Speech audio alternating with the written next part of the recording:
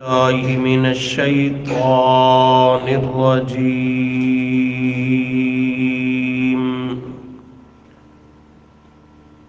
بسم الله الرحمن الرحيم. وَلَقَدْ جَاءَكُمْ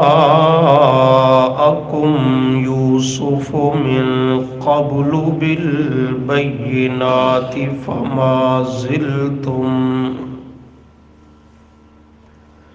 فَمَا زِلْتُمْ فِي شَكٍّ مِّمَّا جَاءَكُمْ بِهِ حَتَّى إِذَا هَلَكَ قُلْتُمْ لَن يَبْعَثَ اللَّهُ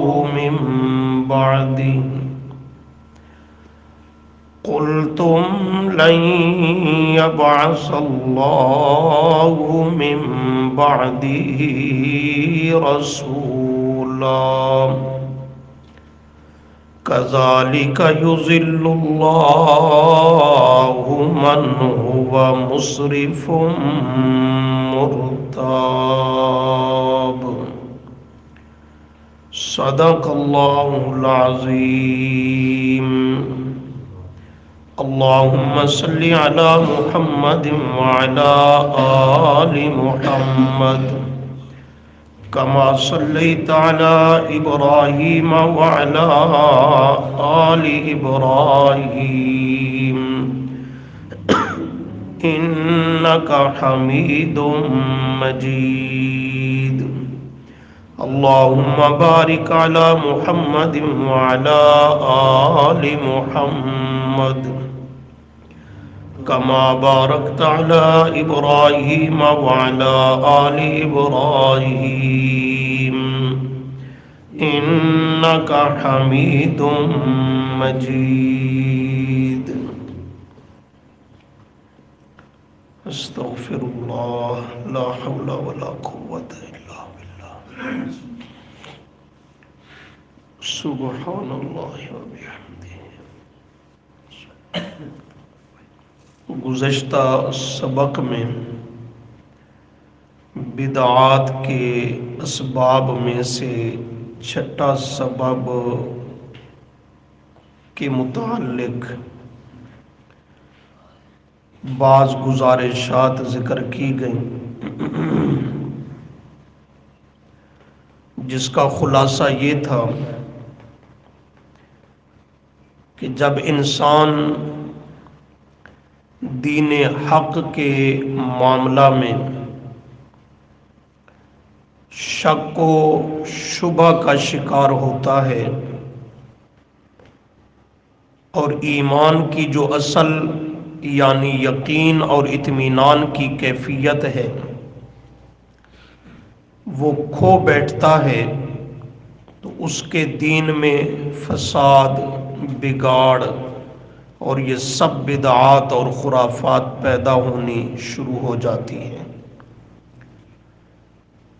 اس لیے لازم ہے کہ دین حق کو سمجھ لینے کے بعد اس پر کامل طور پر یقین اور اطمینان کے ساتھ ثابت قدمی اور استقامت کا مظاہرہ کیا جائے. اگر انسان دین کے معاملہ میں شک، شبہ اور تردد کا شکار ہوتا ہے تو ایسا انسان کبھی بھی اپنی منزل کو نہیں پا سکتا. اس پر آپ نے سورہ آل عمران کی ایک آیت اور اس کی تفسیر اور تشریح سنی. قرآن کریم میں غور کیا جائے تو پہلی قومیں بھی جو ہلاک اور برباد ہوئیں، جن میں بگاڑ اور فساد پیدا ہوا، تو اس کی بنیاد اور ابتدا بھی یہی شک ہے. دین کے معاملہ میں تردد اور شک ہے. یہ مرض جب ان میں پیدا ہوئی تو اللہ نے پھر ان پر ضلال یعنی گمراہی کا ٹھپا لگا دیا۔ گمراہی کے 4 مراتب ذکر کیے تھے۔ اول، گمراہی کی بنیاد ہی شک ہے۔ جب آدمی دین کے معاملہ میں شک و شبہ کا شکار ہوتا ہے تو پھر انسان پر دوسرا مرحلہ آتا ہے کہ وہ واضح اور کھلی گمراہی میں چلا جاتا ہے۔ جب گمراہی میں وہ ترقی کرتا اور بڑھتا ہے تو پھر وہ دین اسلام اور اہل اسلام سے جھگڑنا شروع کر دیتا ہے، ان کے راستے کی رکاوٹ بننا شروع ہو جاتا ہے، یعنی جدال پر اتر آتا ہے۔ جدال کا معنی جھگڑا، لڑائی۔ جب جدال پر اترتا ہے تو پھر اللہ کا غضب اس پر آتا ہے، مہر جباریت، گمراہی کا مستقل ٹھپا وہ اللہ اس پہ لگا دیتے ہیں کہ اب کوئی پیغمبر بھی آ کر اس کو دین کی دعوت دے تو اس کی دعوت بھی اس پر بے سود اور بے اثر ہے۔ اب باہر کا ایمان اور نور ہدایت اس کے سینے میں داخل نہیں ہو سکے گی، اور اندر کا کفر اور گند کبھی باہر نہیں نکل سکے گا۔ چنانچہ اس مقام پر یہ 24واں پارہ سورہ حامیم المومن کی آیت نمبر 34، اللہ نے اسی مرض کا ذکر کیا اور حضرت یوسف علیہ السلام کے مخاطبین مد مقابل جو قوم تھی ان کی گمراہی اور خباثت کو ذکر کیا۔ فرمایا والا قد کرو مانا، اور البتہ تحقیق، جاءکم آیا تمہارے پاس، یوسف و حضرت یوسف علیہ السلام، من قبل اس سے پہلے۔ کس سے پہلے؟ یہ پیچھے تذکرہ ہے دیگر انبیاء کا، ان سے پہلے حضرت یوسف کا زمانہ ہے، اور وہ ان سے پہلے آئے کس شان کے ساتھ؟ بالبینات، روشن واضح دلائل لے کر کے آئے، معجزات لائے، واضح دلائل لائے، قوم کے سامنے اللہ کا پیغام پیش کیا اور روشن واضح دلائل کے ساتھ پیش کیا، لیکن قوم کے لوگوں نے فما زلتم پس برابر رہے تم، فما زلتم ہمیشہ رہے تم، کس میں؟ فی شکن، شک میں، ہمیشہ رہے تم فی شکن، شک میں۔ فما زلتم کا کیا معنی؟ ہمیشہ رہے تم، یعنی وہ تمہارا شک، وہ تردد، وہ کبھی زائل اور دور نہیں ہوا۔ فما زلتم یہ ما نافیہ ہے، پس نہیں زائل ہوا تم سے، فی شکن وہ شک جس میں پڑے ہوئے تھے، تو اس کا با محاورہ معنی فما زلتم برابر رہے تم، ہمیشہ رہے تم، فی شکن شک میں۔ کس چیز میں شک کیا؟ مما اس چیز میں، جاءکم کہ آئے تمہارے پاس، یوسف بھی وہ لے کر، ساتھ اس چیز کے، یعنی وہ لے کر، وہ اللہ کا پیغام لا الہ الا اللہ اور یہ دین اسلام لے کر جو حضرت یوسف علیہ السلام آئے، اس کے جو مد مقابل قوم تھی اس کو حضرت یوسف دعوت دیتے رہے، اللہ کا پیغام سناتے رہے، لیکن وہ برابر فما زلتم فی شکن، اس دین کے معاملہ میں شک کا شکار رہے، شک میں پڑے رہے، کبھی ان کا شک یقین میں بدلا نہیں، وہ شک میں رہے، تو یہی مرض اور بیماری ان میں تھی۔ نتیجہ کیا نکلا؟ حتیٰ یہاں تک کہ اذا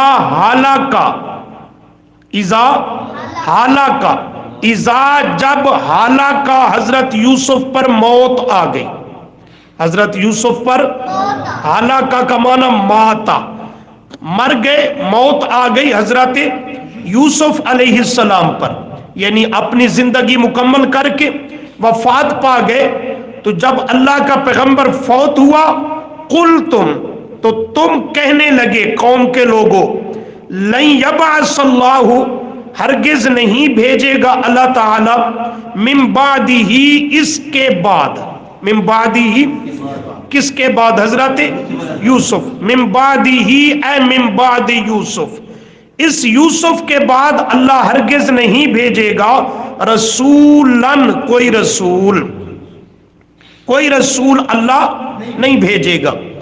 اس پر دو جملے مفسرین نے ذکر کیے کہ یہ کیوں کہہ رہے ہیں حضرت یوسف کی وفات کے بعد کہ اللہ اب ہرگز ان کے بعد، حضرت یوسف کے بعد کوئی رسول ہماری طرف نہیں بھیجے گا۔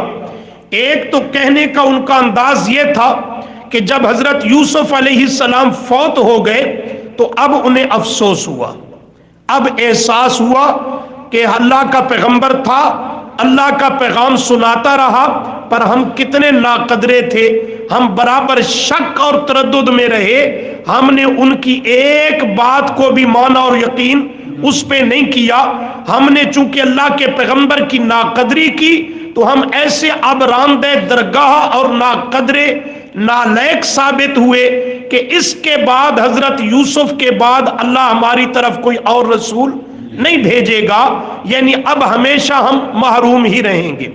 اور دوسرا انداز مفسرین نے ذکر کیا کہ نہیں، افسوس اور پچھتاوا نہیں تھا اس قوم کو، جب حضرت یوسف علیہ السلام فوت ہو گئے تو کہنے لگے کہ حضرت یوسف علیہ السلام پر استہزاء اور مذاق کرتے ہوئے کہ ہاں یہ پیغمبری کا دعویٰ کرتا تھا، ہم نے اس کی ایک نہیں مانی، اور اس کا حال یہ کہ آخر فوت ہو گیا، تو اس کے بعد جو ہم نے رویہ رکھا امید ہے کہ اللہ ہماری طرف کوئی پیغمبر نہیں بھیجے گا۔ قل تم کہا تم نے حضرت یوسف کی وفات کے بعد لن یبعث اللہ ہرگز نہیں بھیجے گا اللہ تعالی من بعدہ اس کے بعد رسولن کوئی رسول۔ کس میں پڑھے؟ شک میں پڑھے۔ کس میں پڑھے؟ شک میں پڑھے، اور یقین اطمینان ایمان کا راستہ اختیار نہیں کیا۔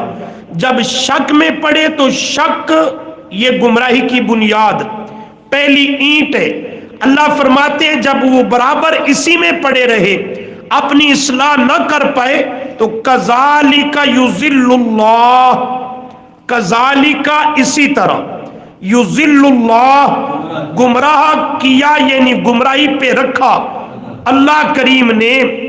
اب شک کے بعد دوسرا درجہ کیا آیا؟ گمراہی، کھلی گمراہی۔ یضل اللہ ضلال من ہوا مسرف مرتاب، وہ جو ہے مسرف حد سے بڑھنے والا، مرتاب شک میں پڑنے والا۔ تو اب یہ دوسرے درجے پر آ گئے یضل اللہ، اول تھا شک، اب یضل اللہ وہ ضلال کھلی گمراہی۔ جب اس میں بڑھنے لگے تو اللہ فرماتے ہیں الذین، وہ لوگ، وہ جو یضل اللہ کا مصداق بن چکے ہیں، اب اس سے ترقی کر کے وہ کیا کرتے ہیں؟ یجادلون، اب آیا تیسرا درجہ جدال، جھگڑا کرنے لگے، فی آیات اللہ، اللہ کی آیتوں میں، بغیر سلطان، بغیر دلائل کے، عطاہم جو ان کے پاس آئے ہوں، دلیل ہے کوئی نہیں، اور مفت میں اللہ کی آیتوں میں جدال اور جھگڑا کرنے لگے۔ اللہ فرماتے ہیں کابورا مقتن عند اللہ، بہت ناگوار یعنی غضب ہے اللہ کریم کی طرف سے ان پر، وعند الذین آمنوا، اور ان کی طرف جو ایمان لے آ چکے ہیں، یعنی ان پر اللہ بھی غضبناک ہوا اور اہل ایمان بھی ان پر غضبناک ہوئے، یہ جدال اور جھگڑے پر اتر آئے۔ تو کذالک یہ چوتھا درجہ، اسی طرح یتبع اللہ، اللہ نے مہر لگا دی، علی کل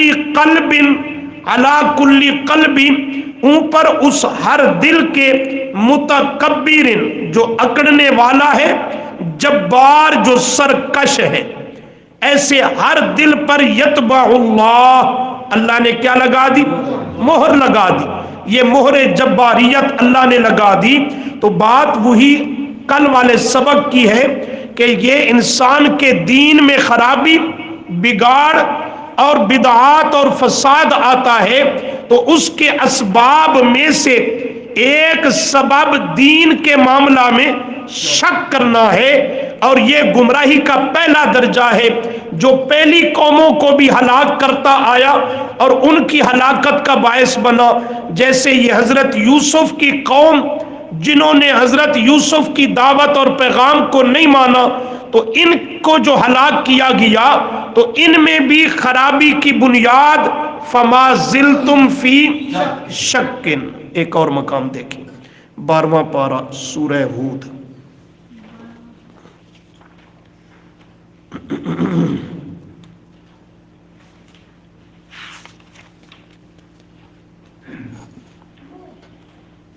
اللہ اکبر کبیرہ، صفحہ 363۔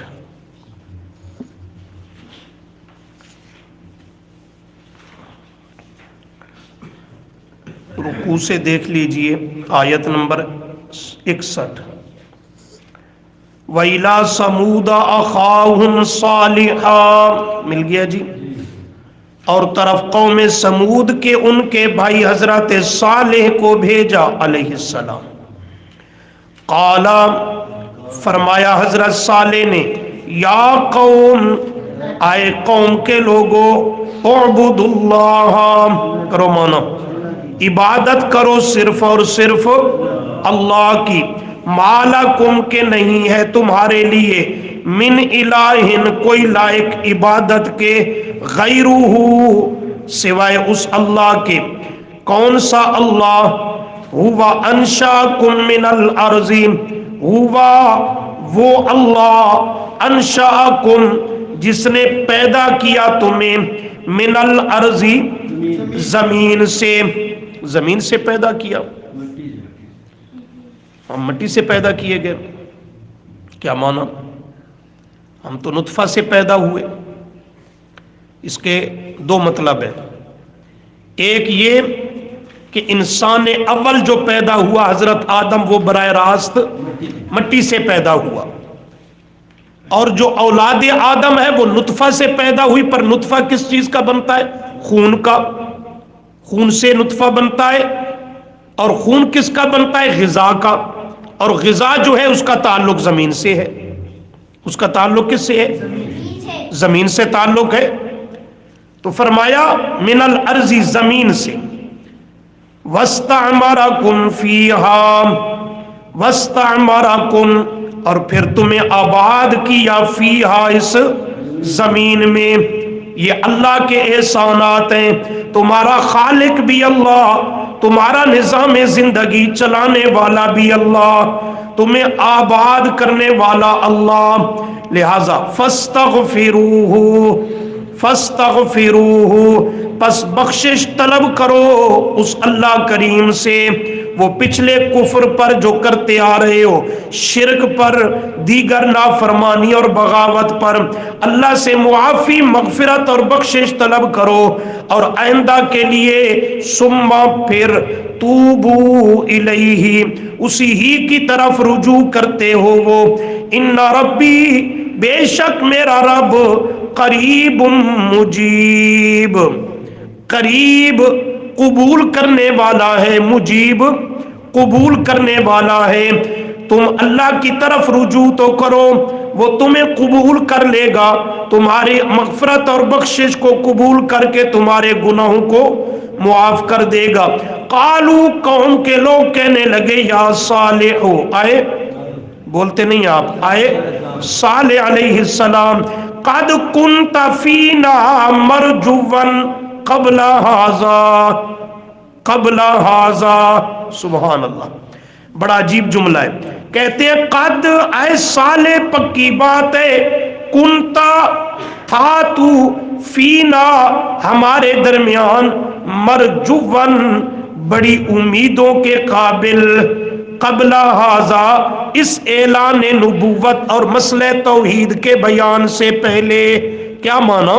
ہمیں پوری قوم کو، آپ کے خاندان اور برادری کو آپ پر بڑی توقعات تھیں، آپ پر بڑی توقعات تھیں، آپ ہمارا نام اونچا کریں گے، ہمارا ناز اور فخر بنیں گے، پر یہ اچانک آپ نے کیا کہنا شروع کر دیا؟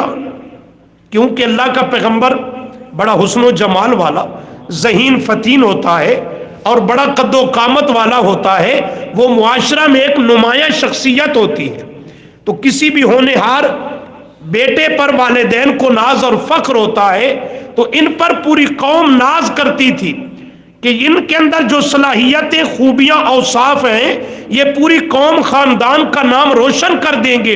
لیکن ایک دم اللہ نے نبوت اور رسالت عطا کی تو حضرت صالح نے پیغام رسالت اور نبوت قوم کے سامنے پیش کیا، تو انہوں نے دیکھا یہ تو تمام باپ دادے کے دین اور مذہب کو ختم کر دیا، رد کر دیا۔ تو کہتے ہیں قد کنت فینا مرجوا قبل ھذا، آپ پر تو ہماری بڑی توقعات تھی، آپ یہ کریں گے، وہ کریں گے، پر جو کام آپ نے کیا اور کرنا شروع کر دیا، اس سے تو پوری خاندان اور برادری کی عزت ختم، باپ دادے کا دین اور مذہب جو چلا رہا ہے وہ ختم، لہٰذا ہماری توقعات کے خلاف بات ثابت ہوگی۔ کیا کہتے ہیں؟ اتنہانا، اتنہانا، کیا ہمیں روکتے ہو تم، ان نعبدا، کہ ہم عبادت کریں، ہم عبادت نہ کریں، ہمیں عبادت کرنے سے روکتے ہو، ما یعبدو، ما ان ہستیوں کی، ان معبودوں کی، یعبدو کی عبادت کرتے چلے آ رہے ہیں، آباؤنا، ہمارے باپ دادا، ہمارے ابا و اجداد، جن جن ہستیوں کی، معبودوں کی عبادت کرتے چلے آ رہے ہیں، آپ کی یہ دعوت کہ اعبدوا اللہ ما لکم من الہ غیرہ، اس کا مطلب تو یہ ہے آپ ہمیں روکنا چاہتے ہیں ان کی عبادت کرنے سے جن کی عبادت اور پوجا ہمارے باپ دادا کرتے چلے آ رہے ہیں۔ وَإِنَّنَا لَفِي شَكٍّ،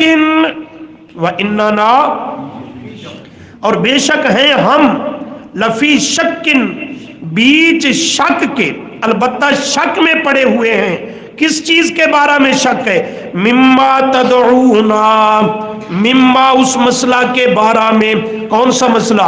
وہ اعبدوا اللہ ما لکم من الہ غیرہ، اس مسئلہ کے بارے میں تدعونا کہ بلاتے ہو، دعوت دیتے ہو ہم کو، الیہ، اسی کی طرف، تو اس کے معاملہ میں تو ہم شک میں پڑے ہوئے ہیں، اور شک بھی کیسا؟ مریب، بڑا تردد، بڑا بھاری اور واضح شک جو ہمیں اس حق کی طرف آنے نہیں دیتا۔ تو اس قوم کا بھی آگے انجام قرآن نے ذکر کیا، اللہ نے اس قوم کو ہلاک کر دیا۔ ہلاکت اور گمراہی پہ رہنے کا سبب کیا ہے؟ شک۔ بنیادی مرض کیا ہے ہر باطل کی؟ شک۔ تو یہ قوم اپنی ہلاکت اور انجام کو پہنچی اسی شک کی ابتدا، اور اس کی بنیادی مرض تھی 13واں پارہ سورہ ابراہیم۔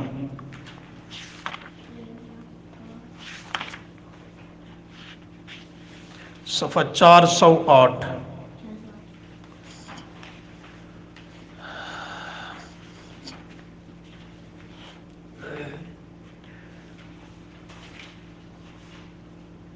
صفحے کی دوسری سطر، آیت نمبر 8 کے بعد 9 شروع ہو رہی ہے۔ فرمایا الم یاتیکم نبأ الذین من قبلکم، مل گیا؟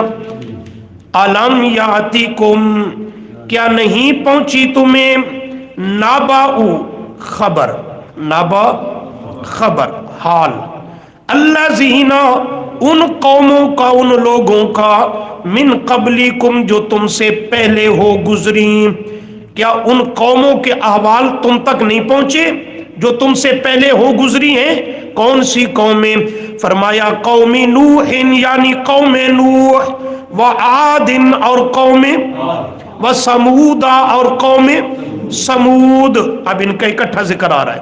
یا اللہ صرف یہ 3 قومیں، قوم نوح، عاد اور سمود، فرمایا نہیں، والذین، اور وہ قومیں بھی، من بعدہم، جو ان کے بعد آئیں، جو ان کے بعد آئیں، لا یعلمہم الا اللہ، لا یعلمہم الا اللہ، کہ کوئی نہیں جانتا ان کے متعلق سوائے اللہ کے۔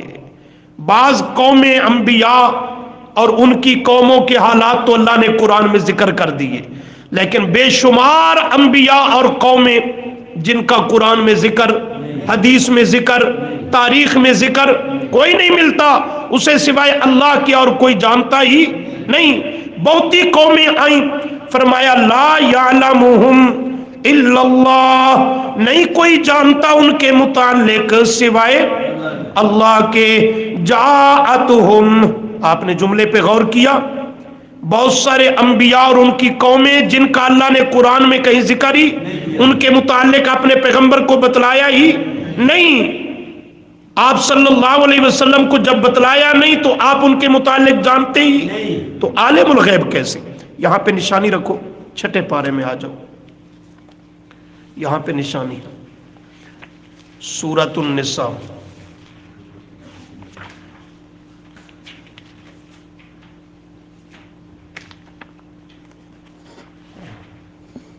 صفحہ 164۔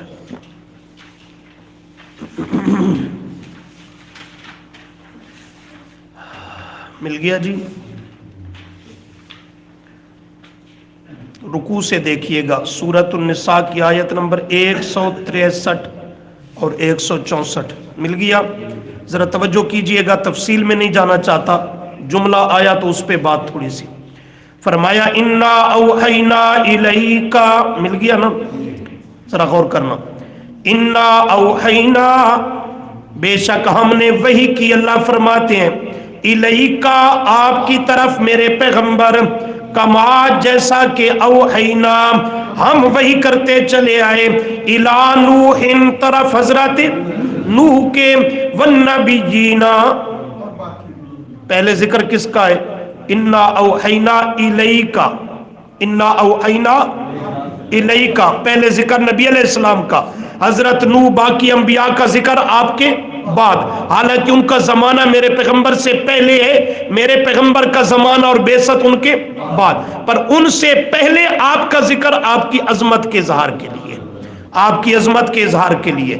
انا اوحینا الیک، بے شک وحی کی ہم نے آپ کی طرح میرے پیغمبر، کما، جیسا کہ اوحینا، وحی کرتے چلے آئے ہم، الی نوح، طرف حضرت نوح کے، والنبیین، اور ان نبیوں کی طرف بھی ہم وحی کرتے چلے آئے، من بعدہ، جو اس نوح کے بعد آئے، جو اس نوح کے بعد آئے، ان کی طرف بھی وحی کرتے چلے آئے۔ وَأَوْحَيْنَا، اور ہم نے وحی کی، إِلَىٰ إِبْرَاهِيمَ، طرف حضرت وَإِسْمَاعِيلَ، اور طرف حضرت وَإِسْحَاقَ، اور طرف حضرت اسحاق کے، وَيَعْقُوبَ، اور طرف حضرت وَالْأَسْبَاطِ، اور طرف،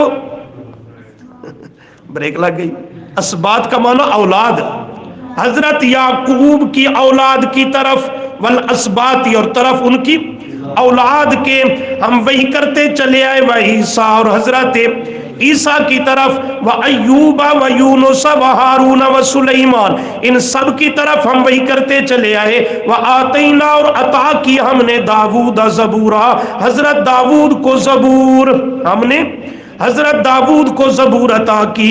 اللہ کریم فرماتے ہیں میرے پیغمبر صرف یہی پیغمبر آپ سے پہلے نہیں گزرے بلکہ اور بھی ہیں، ورسولن، اب سنیے گا، ورسولن، اور کئی رسول، جمع رسول کی رسل، اور کئی رسول، قد کے تحقیق، قصصناہم، ہم نے قصے اور حالات بیان کر دیے ان کے، علیکا، من قبل، اس سے پہلے آپ پر، کئی رسولوں کے قصے اور حالات ہم نے اس سے پہلے آپ پر بیان کر دیے، یعنی قرآن میں اتار دیے، قرآن میں اتار دیے۔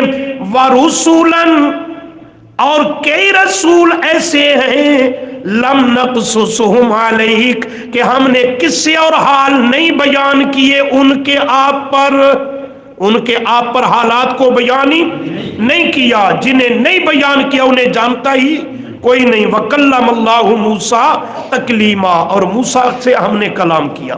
آ جائیے صفحہ 408، فرمایا جاءتہم رسلہم بالبینات، مل گیا نا؟ فرمایا جاءتہم، آئے ان کے پاس، رسلہم ان کے رسول، اپنے اپنے وقتوں میں اپنی اپنی قوموں کی طرف، کس شان کے ساتھ ہے؟ فرمایا بالبینات، روشن اور واضح دلائل لے کر کے آئے۔ فردو ایدیہم فی افواہہم، روشن دلائل لے کر کے آئے، اللہ کا پیغام اور مسئلہ سنایا، پر قوم والوں نے کیا کیا؟ اللہ فرماتے ہیں فردو، بس انہوں نے دے ڈالے، ایدیہم اپنے ہاتھ، فی افواہہم اپنے منہوں میں۔ یہاں پر مفسرین نے بڑی بحث کی ہے کہ اللہ کے پیغمبروں نے آ کر کے روشن دلائل کے ساتھ قوموں کے سامنے مسئلہ بیان کیا، انہوں نے اپنے منہوں میں ہاتھ کیوں دے دیے؟ اس کی کئی توجیحات ذکر کی گئی۔ ایک یہ اس لیے منہ میں ہاتھ دیے غصے کی وجہ سے، غصے کی وجہ سے آدمی منہ میں ہاتھ دیتا ہے، اپنے انگلی کو دانتوں کے درمیان میں نیچے دباتا ہے غصے کی وجہ سے۔ یہ کیا کہہ رہے ہیں؟ ہمارے سارے معبودوں کی نفی اور تردید، باپ دادے کے مذہب کو باطل، اور ہمیں کیا کہہ رہے ہیں؟ ایک اللہ کی عبادت کرو۔ اب کر تو سکتے کچھ نہیں تھے، وہ غصہ وہ اس کی وجہ سے منہ میں ہاتھ دیتے ہیں اور دانتوں سے اسے دباتے ہیں۔ ایک دوسری توجیہ یہ بھی ذکر کی کہ وہ استہزاء اور مذاق کرتے تھے اپنے منہوں پہ ہاتھ دے کر کے، کہ اشارہ کرتے بس ٹھیک ہے ٹھیک ہے چپ ہو جاؤ، ہمیں زیادہ یہ دلائل اور توحید سنانے کی ضرورت نہیں ہے۔ مختلف باتیں مفسرین نے ذکر کی۔ فردو، پس انہوں نے دے ڈالے، ایدیہم اپنے ہاتھ، فی افواہہم اپنے منہوں میں، اور آگے وقالو، اور کہنے لگے، انا کفرنا، انا بے شک ہم، کفرنا انکار کرتے ہیں، بما اس مسئلے کا، اس پیغام کا، ارسلتم کہ بھیجے گئے ہو تم، بھی ساتھ اس کے، اس مسئلے کا ہم کیا کرتے ہیں؟ انکار کرتے ہیں۔ انکار کی وجہ کیا ہے؟ مرض کیا ہے؟ خرابی کی بنیاد کہتے ہیں وَإِنَّا لَفِي شَكٍّ، وَإِنَّا لفی شکن، اور بے شک ہم البتہ بیچ شک کے ہیں، مما اس مسئلہ کے بارے میں، اس مشن اور پیغام کے متعلق، تدعوننا کہ تم بلاتے ہو ہمیں، دعوت دیتے ہو ہمیں، الیہ طرف اس مسئلے کے، وہی لا الہ الا اللہ، اعبدوا اللہ ما لکم من الہ غیرہ۔ اور یہ شک بھی ہمارا مریب بڑے تردد کا ہے، بڑا تردد اور دل میں کھٹکا پیدا کر رہا ہے۔ اللہ کریم فرماتے ہیں قالت رسلہم، کہا ان کو ان کے رسولوں نے، افی اللہ شکن، افی اللہ، کیا اللہ کے معاملہ میں، اللہ کے مسئلہ کے معاملہ میں، افی اللہ اللہ کے متعلق، شکن شک کرتے ہو؟ اتنی واضح دلائل بالبینات، روشن اور کھلی ہوئی بات کہ ہر عام سے عام آدمی اس کو سمجھ لے اور ماننے کو تیار ہو جائے، اور تم اس میں شک اور تردد کر رہے ہو؟ کوئی علمی اور مشکل بات تمہارے سامنے ذکر کر دی۔ افی اللہ، افی اللہ کا کیا معنی؟ اللہ کے معاملہ میں، یعنی اس کی توحید کے بارے میں، اس کی، وگرنہ اللہ کو، اللہ تو کافر قومیں بھی مانتی چلی آئی، اللہ کے ماننے میں تو جھگڑا ہی نہیں، جھگڑا ہی ہے اللہ کی الوہیت میں، اللہ کی توحید میں۔ افی اللہ اے لا الہ الا اللہ، لا الہ الا اللہ، اللہ کی توحید کے مسئلہ میں شک کرتے ہو کم بختو، فاطر السماوات والارض، جبکہ دلائل کھلے اور روشن ہیں کہ اللہ کریم اکیلا معبود، وہی الہ اور لائق عبادت کے ہے، اس کے علاوہ کوئی نہیں، وہ وحدہ لا شریک ہے، اس کا شریک کوئی نہیں۔ دلیل فاطر پیدا کرنے والا ہے، السماواتی آسمانوں کا، والارض اور زمین کا، آسمان و زمین کا، 14 طبق کی کائنات کا۔ جب خالق اکیلا اللہ تو الہ اور معبود بھی اکیلا اللہ، لائق عبادت کے بھی اکیلا اللہ۔ اللہ کریم فرماتے ہیں، آگے پیغمبر کہتے ہیں یدعوکم، اس کی مہربانیاں بھی دیکھو، وہ تمہیں پیغمبروں کے ذریعے آسمانی کتابوں کے ذریعے بلاتا ہے حق کی طرف، لیغفر لکم من ذنوبکم، تاکہ وہ بخش دے تمہارے گناہوں کو، سبحان اللہ، وَيُؤَخِّرَكُمْ إِلَىٰ أَجَلٍ مُّسَمًّى، اور وہ تمہیں ڈھیل دیتا ہے، مہلت دیتا ہے، لیکن ہمیشہ کے لیے نہیں، إِلَىٰ أَجَلٍ، ایک مقررہ وقت تک کے لیے تمہیں ڈھیل اور مہلت دے رہا ہے۔ اس میں سمجھ جاؤ، مسئلے کو مان لو، دلائل واضح ہیں، شک کو چھوڑ دو، یقین، ایمان اور اطمینان کا راستہ اختیار کرو۔ باقی یہ پیغمبروں نے جب مسئلہ پیش کیا تو قالو، قوموں کے لوگ کہنے لگے، دیکھا مکالمہ، پیغمبروں کی بات آگے قوموں کا ہاتھ، پیغمبروں نے یہ بات کی تو قالو، قوم کے لوگ کہنے لگے، بات تو ٹھیک ہے تمہاری، مان لیتے، بات تو عقل میں آنے والی ہے، لیکن ایک اور وجہ ہے جس کے بنیاد پہ ہم ماننے کو تیار نہیں۔ کیا وجہ ہے؟ ان انتم الا بشر مثلنا، ان انتم نہیں ہو تم، الا مگر، بشر بشر، مثلنا ہماری طرح۔ یہ جو کہتے ہم اللہ کے نبی رسول پیغمبر ہیں، وہ تو ہماری طرح کے بشر، ہمارے سامنے ہمارے معاشرہ کے فرد ہو، پیدا ہوئے، بچپن، لڑکپن، تمہاری جوانی، تمہارا سفر، حضر، کھانا پینا، اٹھنا بیٹھنا، ہماری طرح کے تمہارے معاملات، اور ہماری طرح کے انسان اور بشر ہو، اور دعویٰ کرو کہ ہم اللہ کے نبی رسول پیغمبر ہیں، بھلا ہم کیسے مان لیں کہ تم واقعی اللہ کے پیغمبر ہو؟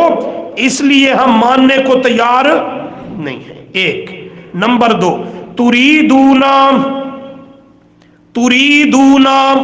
تم چاہتے ہو، یعنی تم جو مسئلہ پیش کر رہے ہو اس کا نتیجہ یہ لازم ہے، بات بھی ایسی کر رہے ہو کہ تریدونا، تم چاہتے ہو، ان تصدونا، کہ تم روک دو ہمیں، اما، ان ہستیوں سے، ان معبودوں سے، کانا یعبدون، کہ تھے عبادت کرتے ان کی، آباؤنا، ہمارے باپ دادا، تم ہمیں ان معبودوں سے جو ہمارے باپ دادا کے ہیں، وہ انہیں پوجتے چلے آ رہے ہیں، ان کی پوجا اور عبادت سے، انت صدونا، روکنا چاہتے ہو تم، باپ دادے کا دین، طریقہ، مذہب چھڑانا چاہتے ہو۔ کیا سمجھ رہے ہو؟ آج بھی یہی بولی نہیں معاشرے میں؟ پیچھے سورہ ہود میں حضرت صالح کے مد مقابل قوم سمود کا حال سنا، اور یہاں دیگر کئی پیغمبروں کا ذکر اور ان کی قوموں کا تذکرہ آ رہا ہے۔ وہ بھی یہی کہتے تھے کہ تم ہمیں باپ دادا کے طریقے اور مذہب اور دین سے ہٹانا چھڑانا چاہتے ہو، باپ دادا جنہیں پوجتے چلے آئے، آج ہمیں ان سے دور کرنا اور روکنا چاہتے ہو، لہذا تمہاری بات نہیں مانتے، باپ دادے کا طریقہ ہمیں کافی ہے، تمہاری بات کا انکار کریں گے، باپ دادے کا طریقہ چھوڑنے کو تیار نہیں۔ فَأْتُونَا، پس لاؤ ہمارے سامنے، بِسُلْطَانٍ مُبِينٍ، واضح اور کھلے دلائل لاؤ، کوئی معجزے دکھاؤ، کوئی انوکھا کام دکھاؤ کہ ہمیں پتہ چلے کہ تم ہم سے نمایاں اور منفرد ہو، پیغمبر ہو۔ قالت، کہا، لہم، ان کو رسولہم ان کے رسولوں نے ان نحنو بے شک نہیں ہیں ہم الا مگر بشر مثلکم بشر تمہاری طرح.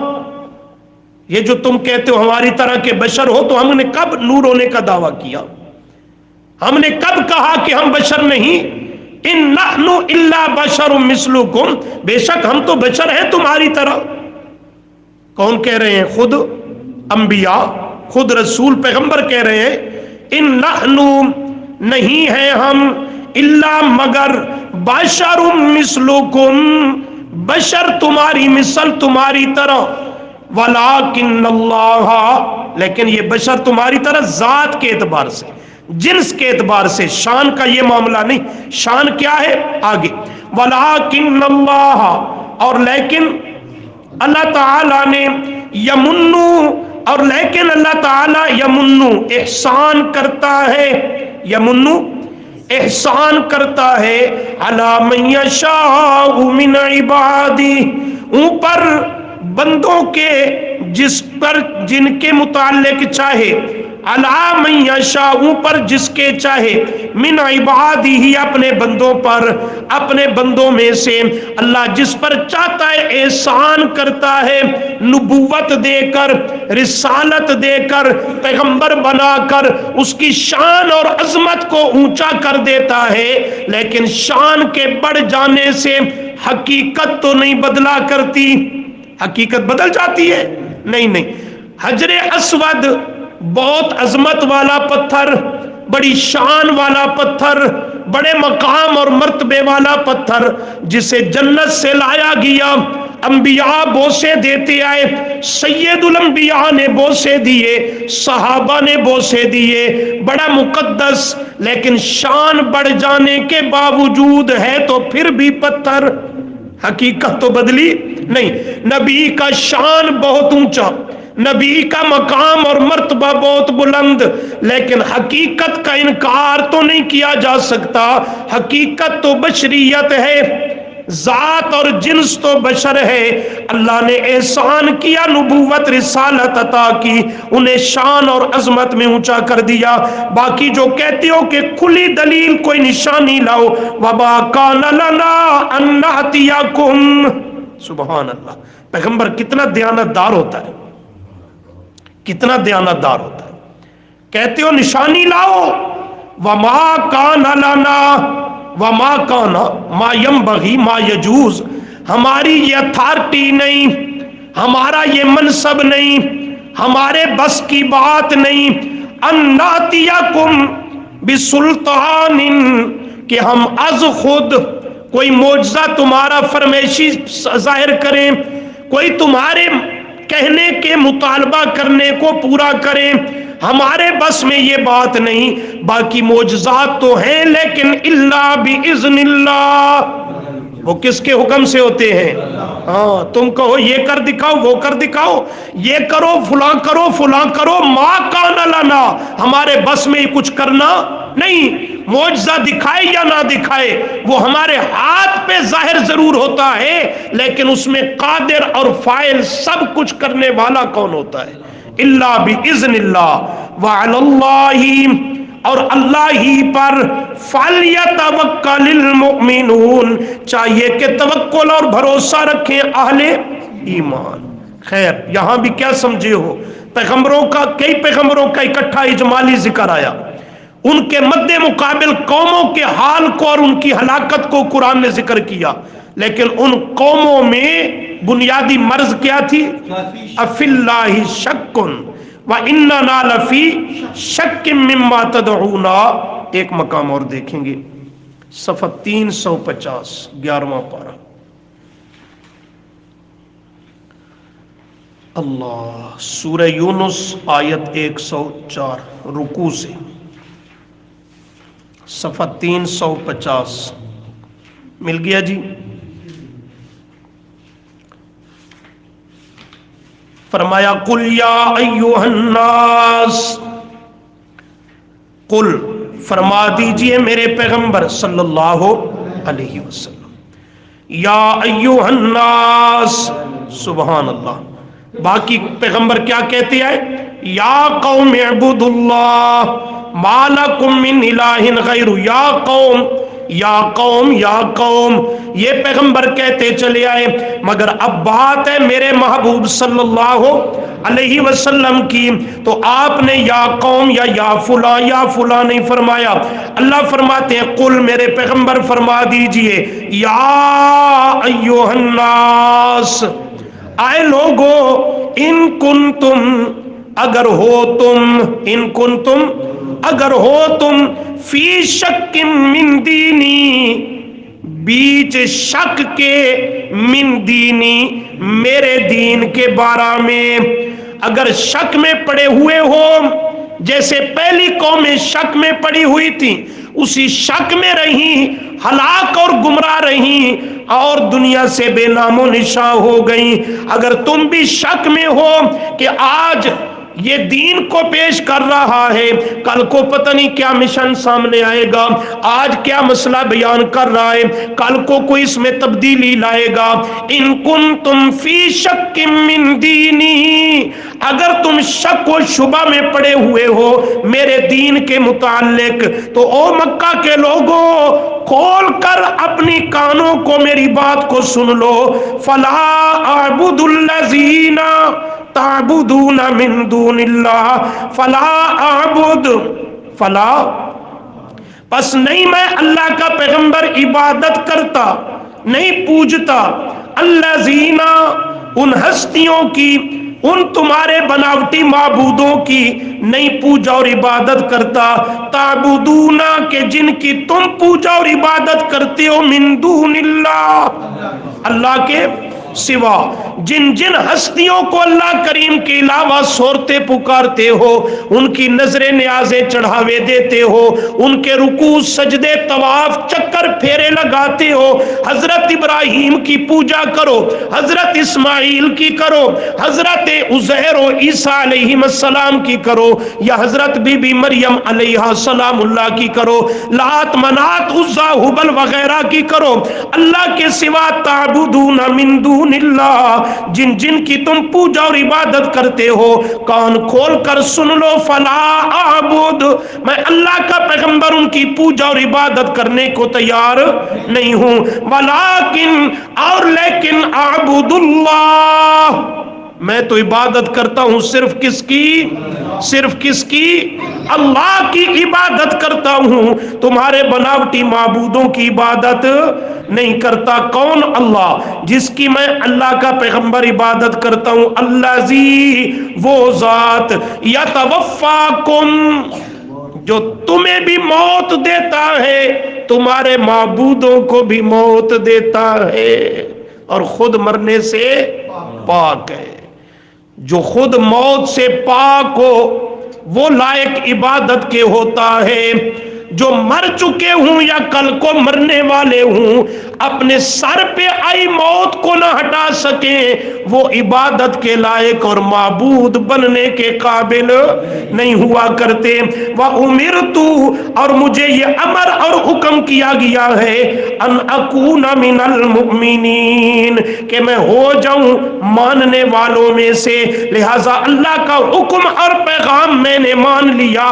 جن کی تم پوجا اور عبادت کرتے ہو، میں ان کی پوجا اور عبادت نہیں کرتا، اکیلے اللہ ہی کی عبادت کرتا ہوں، اسی ہی کے در کا سجدہ کرتا ہوں، اسی ہی کے در کا رکوع قیام طواف کرتا ہوں، اسی ہی کے نام کی نظر نیاز منت منوتی دیتا ہوں، اسی ہی کی سور و پکار کرتا ہوں، اسی پر آس امید اور بھروسے رکھتا ہوں، اسی ہی کو حاکم حقیقی مطاع حقیقی مانتا ہوں۔ جن جن کو اللہ کے سوا تم پوجتے ہو، میں ان کی پوجا اور عبادت کرنے کو تیار نہیں، یہی میرا دین ہے۔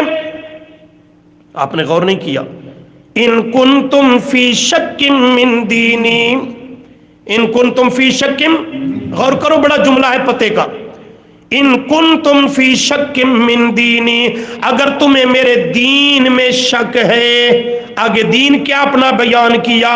اللہ ہی کی خالص عبادت کرنا، اللہ کے سوا کسی कायनात की हस्ती और शय की पूजा और इबादत न करना, यही मेरे पैगंबर का असल और असासी दीन है। बाकी सब इसके ताबे और सबसे बुनियाद और सबसे बुलंदी वो यही है, ला इलाहा, यही मजमून है ना आयत में, ला इलाहा इल्लल्लाह, यही मैं अल्लाह के पैगंबर का दीन है। बाकी सब चीजें इसकी ज़ेली हैं, बाकी सब चीजें इसके ताबे हैं, सबका मुक्तदा मखदूम मसला है तो वो यही है, ला इलाहा इल्लल्लाह। इसको फरमाया मिन दीनी, ये मेरा दीन है। जो इसकी दावत देता है, पैगंबरी तर्ज पे देता है, वो दीन का दाई है। जो हर मसले को बयान करता है पर शिर्क का रद्द, तौहीद को खुले लफ्जों में बयान नहीं करता, वो अल्लाह के नबी के दीन का दाई कभी नहीं बन सकता। दीन का दाई वही है जो मसले तौहीद को पैगंबरी अंदाज में और तर्ज पे बयान करता है। तो ये मुशरिकीन अरब, इनमें भी खराबी और बीमारी थी। तो इन कुंतुम फी शक मिन दीनी, ये भी शक के मरीज थे। कुरान ने ये मसला समझा दिया, शक गुमराही की बुनियाद और पहली ईंट है, और इंसान की हलाकत की बुनियाद यही शक है। जब शक आता है बेदीनी लाता है, बददीनी लाता है, इसी से कुफ्र और शिर्क और बिदअत जन्म लिया करती हैं। अगर इंसान इस फसाद से बच सकता है, उसका एक ही रास्ता है, दीन को समझ, फिर उस पे यकीन और इत्मीनान को इख्तियार कर और इस्तिकामत का मुजाहरा कर, फिर पूरी कायनात उसके मद्दे मुकाबिल आ जाए। मोमिन का ईमान वो नहीं डगमगाना चाहिए, उसमें कभी जुम्बिश और हरकत पैदा नहीं होनी चाहिए। कोई मौलवी मुकाबले में आए, किसी मुफ्ती का फतवा आ जाए, किसी बड़े से बड़े बुजुर्ग की किताब, कोई खिताब, कोई निसाब आ जाए, जो कुछ भी आता जाता रहे, जो अल्लाह के कुरान से मसला समझ आ गया, प्यारे पैगंबर के सही सुन्नत से मसला समझ आ गया, उसके मद्दे मुकाबिल पूरी कायनात को छोड़ा जा सकता है। पर इसमें शक की भी गुंजाइश, छोड़ना नहीं, शक की भी गुंजाइश नहीं। शक भी आया तो समझ ये गुमराही की बुनियाद तेरे सीने में रखी जा चुकी है। तो ये सबब है दीन के अंदर फसाद और बिगाड़ का, कि जब दीनदार तबका अहले ईमान वो अपने ईमान को यकीन और इत्मीनान का दर्जा नहीं देते और उसकी हिफाजत नहीं करते, शक और तरद्दुद के मरीज बनते हैं, तो फिर उनके दीन में बिगाड़ और फसाद पैदा होता है। अल्लाह दीन हक की सही समझ नसीब फरमाए।